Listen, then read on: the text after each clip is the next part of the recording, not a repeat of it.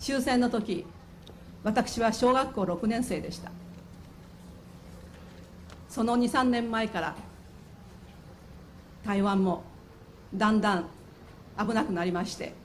私たち一家は北東というところへ台北から疎開しておりました。それで私たちは台北に出てきて家に帰るときにいつも軍用トラックに便乗させてもらっていたのです。台湾神社っていうところがあります。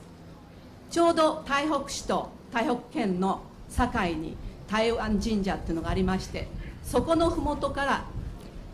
一本道がずっと支林を通ってさらに北東へとつながっております。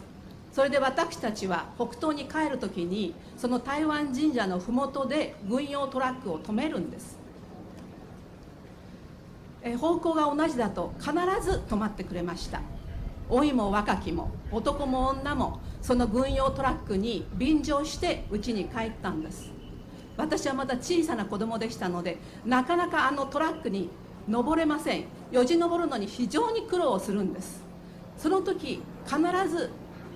そのトラックの荷台に乗っている兵隊さんが降りてきて私を荷台に乗せてくれたり、上にいる方が引っ張り上げてくれたり、大人でもなかなかあのトラックに乗るのは大変なことだったんです。で必ず荷台にいる兵隊さんが助けてくれまして、私たちはその荷台に乗せてもらって、そしてその要所要所で降ろしてもらいました。そういうことがずっと終戦まで続きました。あの時日本の兵隊さんは私たちを同胞として腹からとして助ける、守る、この人たちの安全を守るべき、そういう役割を責任を持って尽くしておりました。私たちも兵隊さんは優しく、そして頼りになる存在だと心から信じておりました。そういう腹からに対しては兵隊さんはあくまでも優しく頼りになる存在でした。私たちは終戦後国民政府と名乗る蒋介石一派に占領されました。その政権が連れてきた軍隊、軍人、過去の日本兵士とはまるっきり違いました。私たちは彼らから優しさをもちろん期待するどころか、我らは近づくことをもしない、つまり頼りになる存在どころか私たちに危害を加える存在だということをはっきり認識したんです。その落差の中で台湾人は改めて日本人の価値をかみしめているんです。しかし今の日本は一体台湾をどういうような目で見ているのでしょうか。台湾は単に遊びに行く場所、おいしいものがたくさんある場所、ひいてはいずれ中国の一部になり中国の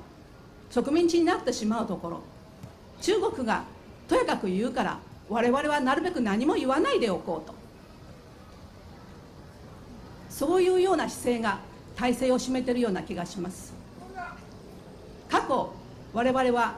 日本と歴史を共にし苦楽を共にしました。それに対して何か一言言う方はいないのでしょうか。人間は自分と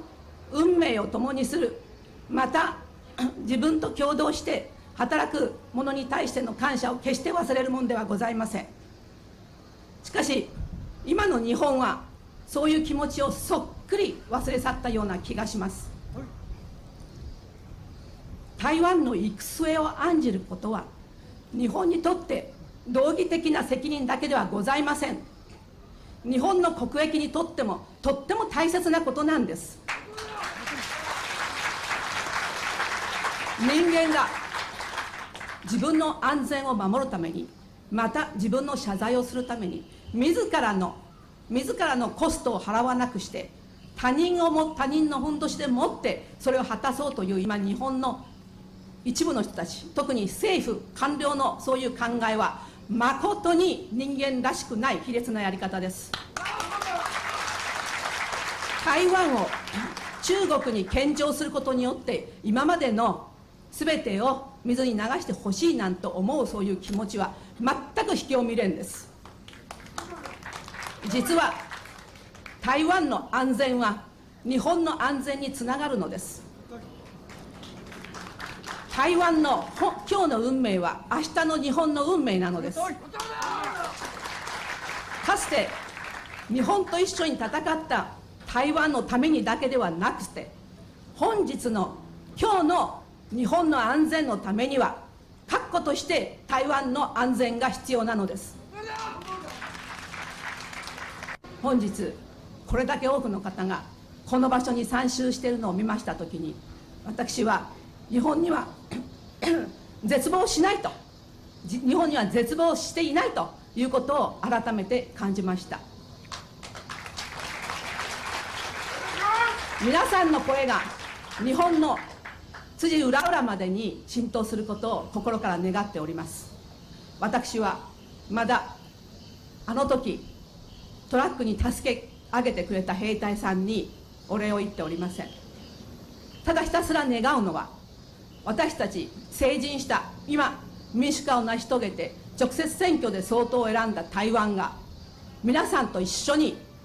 平和の道へ進むトラックによじ登ろうとしているときに、決して足を引っ張らないで、そして決して上から突き落とすようなことをしないようにひたすらお願いしたいだけです。私たちは自力でもってトラックによじ登ります。その時はぜひ温かい目で眺めてください。ありがとうございます。私はここで改めて兵隊さんよありがとうと述べさせていただきます。あの時トラックに助け上げてくれた方々は今ひょっとしたらあそこに祀られているかもしれません。今日この場を提供してくださった方々、この場に参加することをお許しいただいた方々にも心からお礼を申し上げます。ありがとうございました。